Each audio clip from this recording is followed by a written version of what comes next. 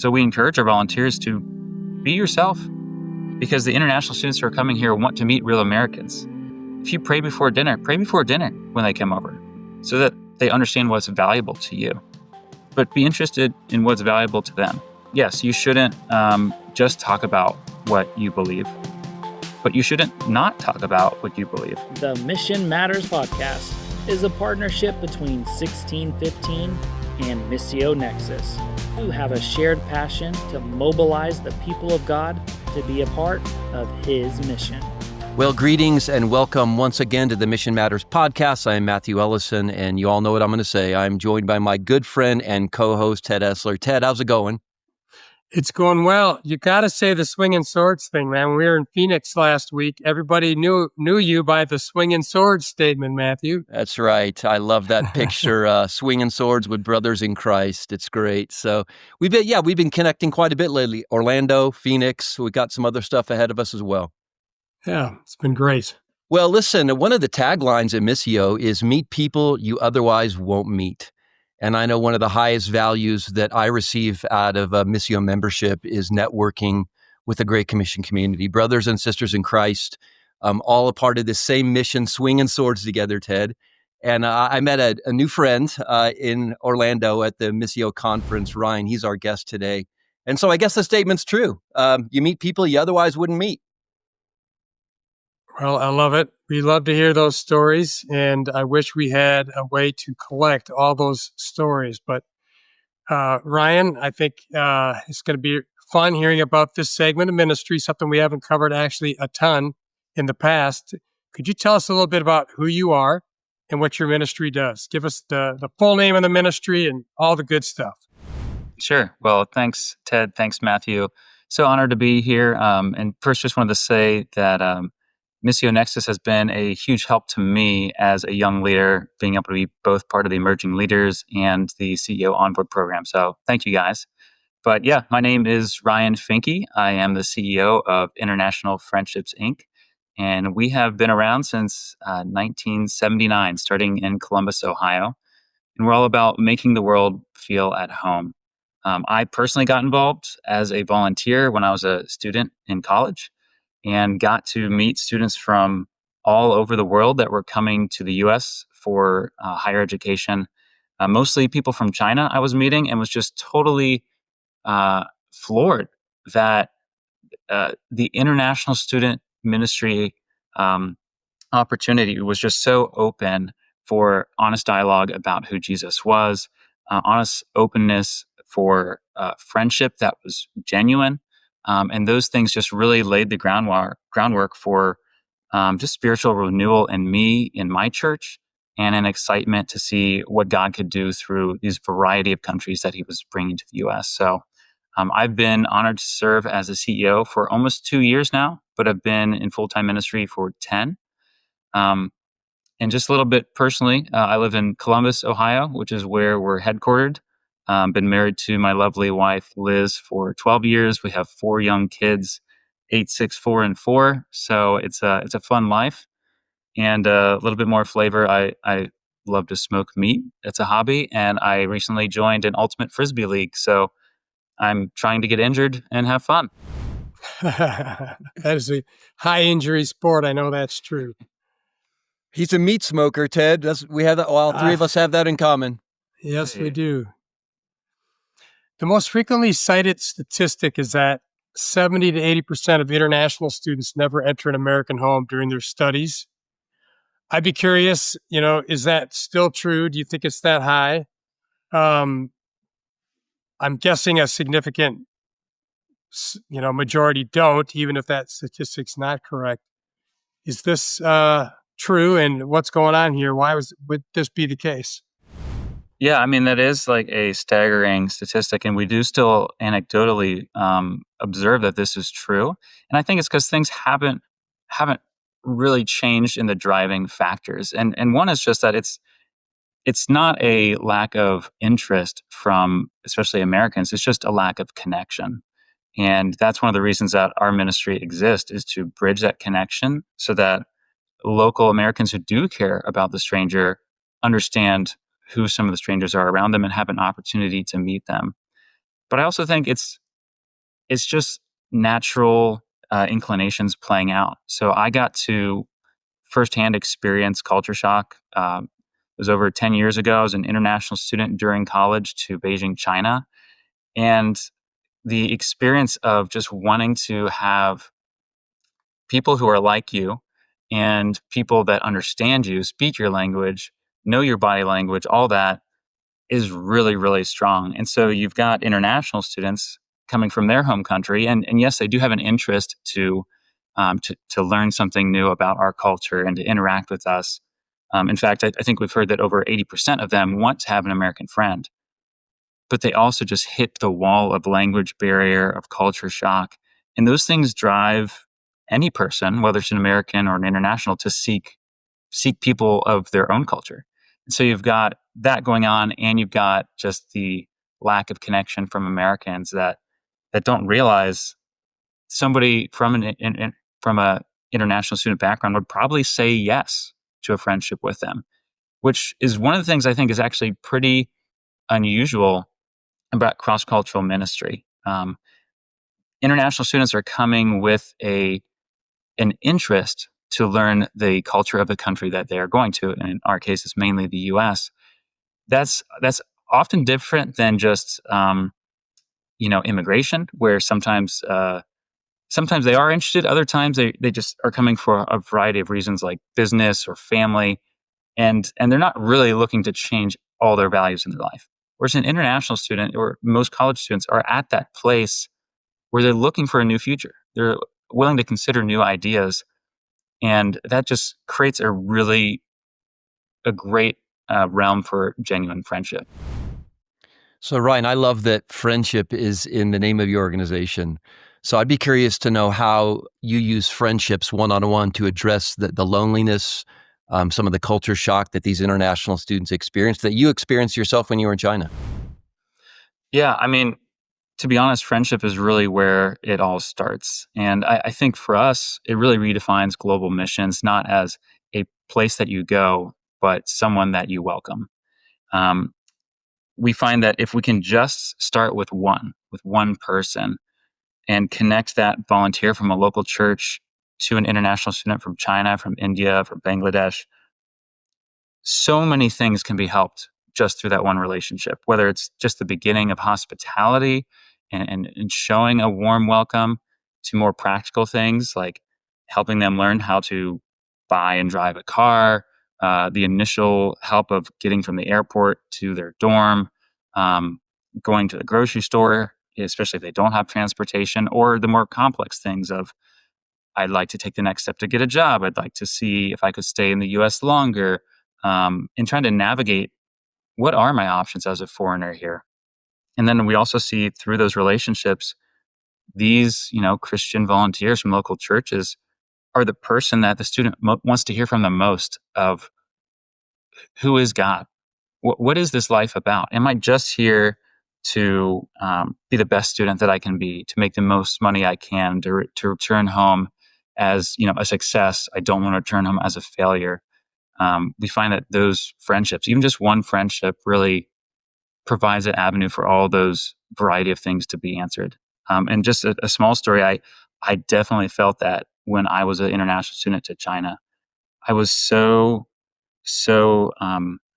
really fortunate, so blessed by God to be able to live with a Chinese family that was part of a Chinese house church and was young in their faith. And they let me live with them for 4 months while I was studying there. Um, and I met a lot of different people while I was there, but it was because they were the ones that welcomed me into their home, that they had enormous influence over me. And even seeing their faith, now I've been walking with the Lord for probably 10 years by then, and they had been walking for 2, but all the things they showed me about Jesus through their faith just like really deepened my faith in ways that I didn't realize I needed. Their hospitality to me rewrote the hospitality that I'd been showing to students in the US.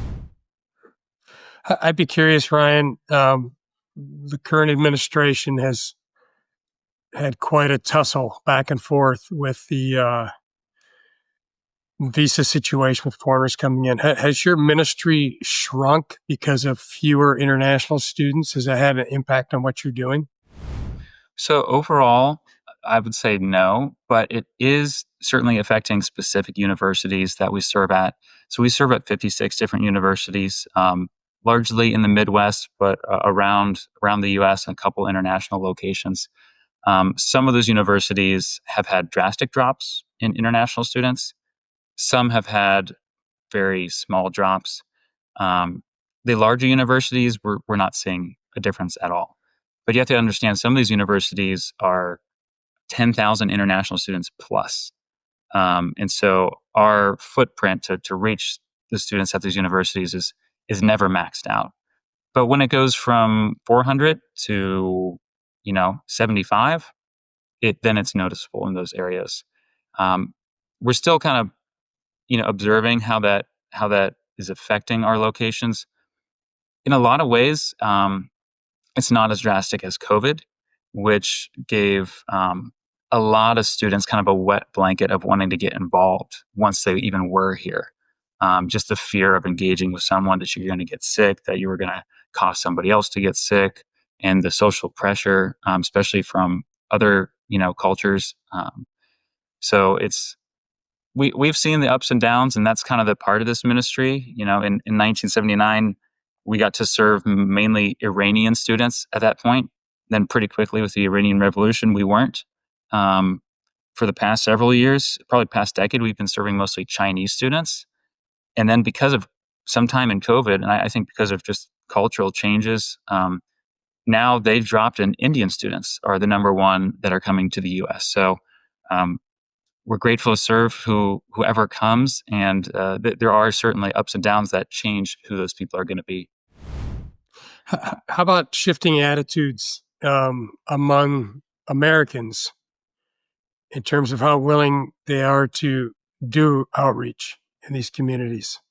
Any change there you've seen over the last couple of years?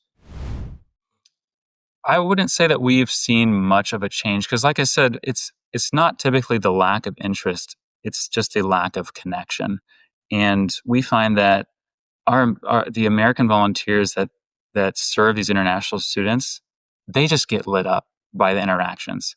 And I think it's because international students come at a different level. They have to master our language before they come. So the language barrier is gone. Um, they have to really understand our culture. Many of them have watched seasons of Friends before they ever come to the US. And so they have all these things that they can try to engage with the volunteers. And it just makes for really like friendships just like hit off pretty quickly. We just have to explain and provide those opportunities for them to meet.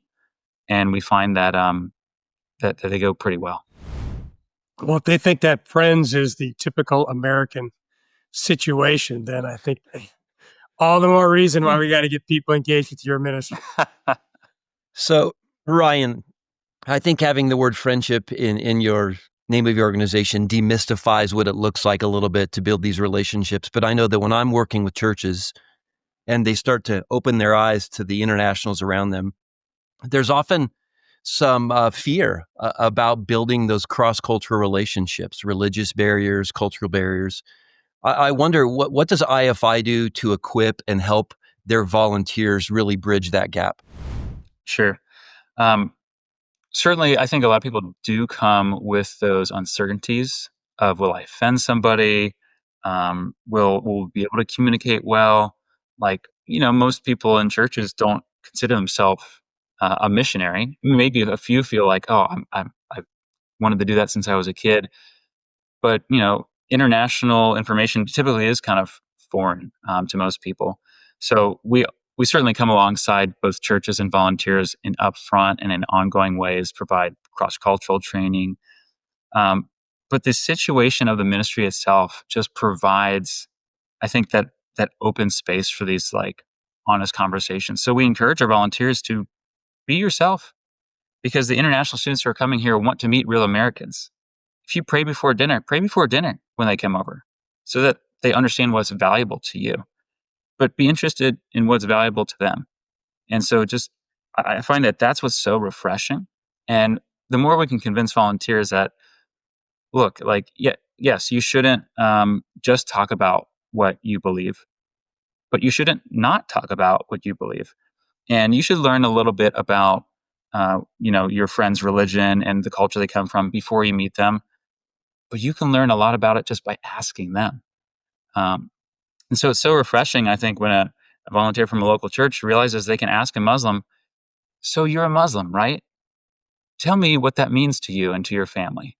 Or, "You're from Bangladesh. Tell me some of the values or some of the things you enjoy about your culture." And the students just light up.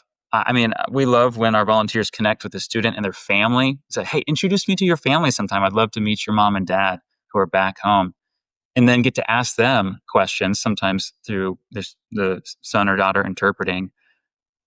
Tell me what's important to you about God. And um, so there's just a lot of barriers that are lowered that allow, I think, those fears to go away too.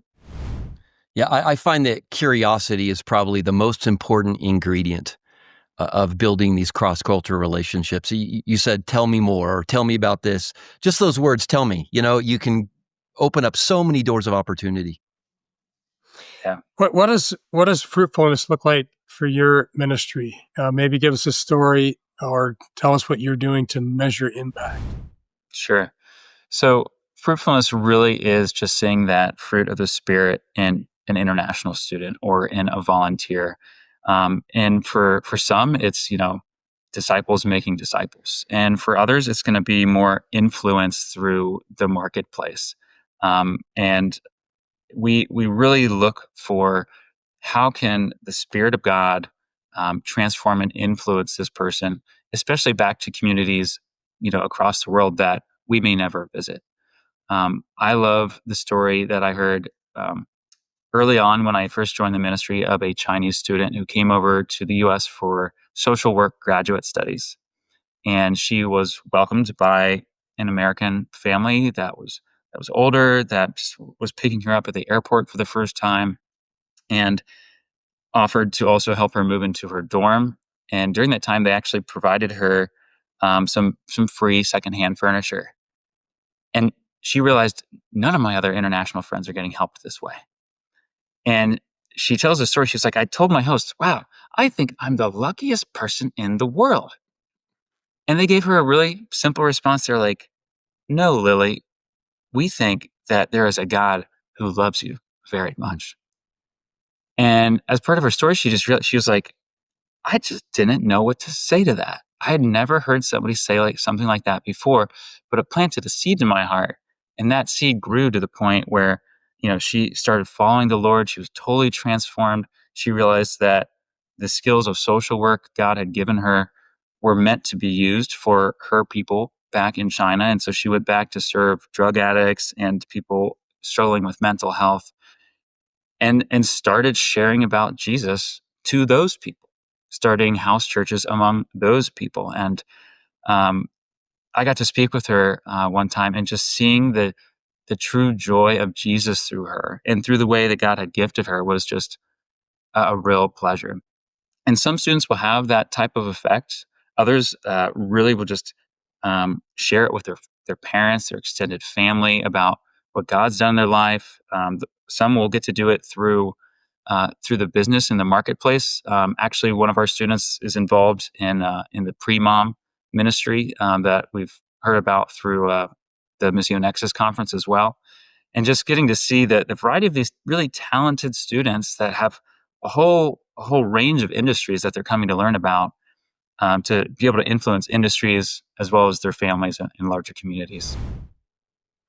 So, Ryan, you mentioned earlier that your volunteers light up, as they engage these international students. Can you unpack that a little more for us? Talk about the reciprocal, benefits and blessings that come as people volunteer in this way. Sure. I mean, just from my personal experience, when I first started volunteering, I was around 19, and I was really wanting to live out my faith, but was just getting really rejected by a lot of classmates, and just kind of made me feel like, well, maybe a lot of people don't want to hear about Jesus. This is kind of, a wet blanket feeling. And then I started meeting students who were coming from other countries. And I remember a student asking me at a Bible study event, "Are you a Christian?" And I was surprised by the direct question. I was like, yes." He's like, "Could you tell me about Jesus? I saw him in the movies." And I just felt like, wow, I want to keep coming back here as much as I can because this is just a refreshing conversation. And so that was the first feeling I had where I was like, God is true and he is moving and people are interested to know who he is. Another story I wanted to share was an older gentleman. His name was Gene, and um, he had been going to church his whole life. He was a faithful man, but wasn't really involved in outreach to others. And when he first heard about our ministry through his church and was individually asked, "Hey, would you be willing to host a South Korean student for a few days? We haven't been able to find a place for her yet, and she's going to be coming soon." And they said yes to that. And through that first friendship, um, they just they fell in love with this daughter of theirs from South Korea and said, "Could we keep her longer?"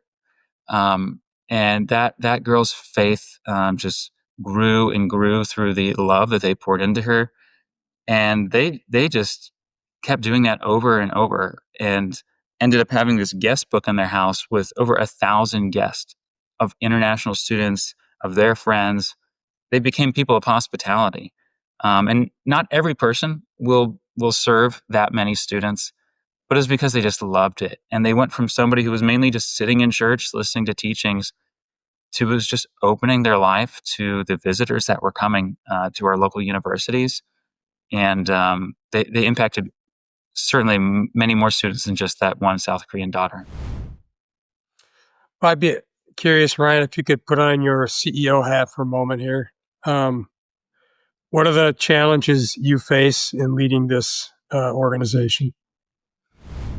Well, I'll just say that for one, I'm a young man, and so I've got a lot to learn from older believers that serve in my ministry and in our wider network of international student ministries. So I've been serving for about 2 years, and grateful for Missio Nexus and coming alongside me in the variety of ways that it's been able to.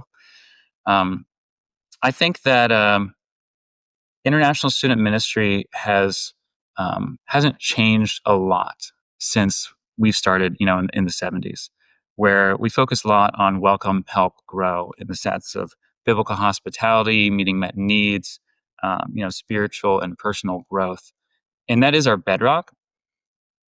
But the world is constantly changing, and I think the intersection of innovation and international student ministry or digital strategies in international student ministry hasn't really been explored. I think there's also the tendency, at least for us organizationally, and maybe other organizations like us, that as we continue to try to expand our impact, our organizations grow, and that adds complexity in and of itself. That I think leans towards becoming more of a campus ministry in a traditional sense of you hire more campus ministers and that's how you serve more people. And I think it's gonna take more innovation for us to grow more in church-led international student ministry efforts, because I think that's really where the scalability is. But I think just the complexities of growth haven't really been broken through in our network of international student ministries. Well, Ryan, you're speaking my language. I've often said that if we're going to see a new missions movement take place, there must be a new mobilization movement among churches. If we look at the vast majority of resources, capacity for spiritual warfare, financial reserves, skills, people, et cetera, they're in churches. So I love that you're looking to mobilize churches to engage international students. In fact, when we coach churches, we always say, who has God brought to your neighborhood, to your doorstep, to your city? Whether they're immigrants or international students, they should be a part of your strategy. Yeah, absolutely. And just want to say that the churches have always been the foundation of how our ministry started. We started with one church and now have over 180 churches partnered with our ministry, from just a variety of Bible believing backgrounds. Um, but it is the stress of organizational growth that we really need to innovate and push forward so that they become, what they started out to be, which is the leaders of how these students get welcomed. I'm glad to hear you talk about thinking through the digital, because over this last year in particular, I've just been made so aware that even in-person ministry now, it's almost 100% of the time augmented by digital, where, the example from a trip I took recently to Ethiopia, people have a dream. They wake up the next morning, they want to know who this Jesus is they dreamed about, they go online.